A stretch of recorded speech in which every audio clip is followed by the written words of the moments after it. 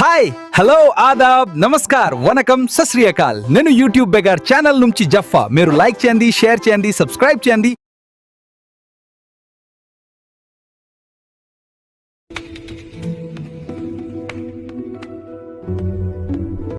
Diesel movie తమిళ్లో నుంచి తెలుగులోకి అనువదించబడి ఓటీటీలో రన్ అవుతుంది.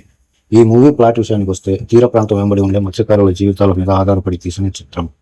కథలో తీర ప్రాంతానికి ఆ తీరం మీద నివసించే ప్రజలకి మధ్య గవర్నమెంట్ ఒక క్రూడ్ ఆయిల్ పైప్ లైన్ ని నియమిస్తుంది.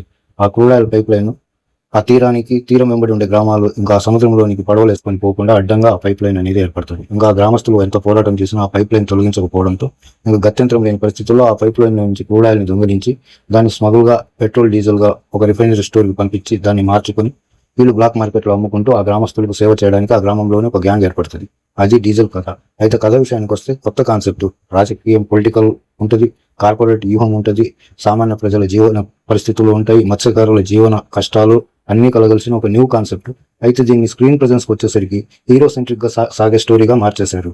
ఒక హీరో ఆ హీరోని ప్రాబ్లమ్ సాల్వ్ చేసే యాక్షన్ థ్రిల్లర్ గా మార్చేశారు. అయితే ఒక మైండ్ గేమ్ గా సాగాల్సిన న్యూ కాన్సెప్ట్ ఓల్డ్ నరేషన్ కింద మాత్రం నేను చెప్పగలుగుతాను. ఈ మూవీ ఇది కార్పొరేట్ వ్యవస్థ ఏ విధంగా పనిచేస్తుంది, తన ప్రెజెన్స్ నిలుపుకోవడానికి తన ప్లాన్ అమలు చేయడానికి ఎన్నేళ్లు పనిచేస్తుంది, ఎన్నేళ్లుగా ప్రజలను గవర్నమెంట్ ని మభ్యపెట్టి తన పనులు సాగించుకుంటుంది అనేది చూపించబడిన చిత్రం.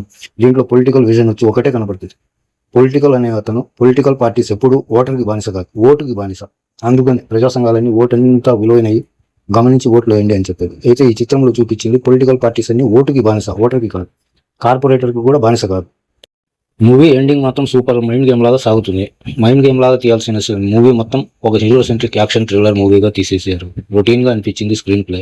అయితే లాస్ట్ ఎండింగ్ కొన్ని సస్పెన్స్ రివీల్ అయ్యేటప్పుడు మాత్రం బాగా అనిపిస్తుంది. నైస్ మూవీ, చూడొచ్చు ఒకసారి. థియేటర్కి పోవాల్సిన అవసరం లేదు. డబ్బింగ్ వర్షన్ ఓటీటీలో ఉంది, చూసేయండి.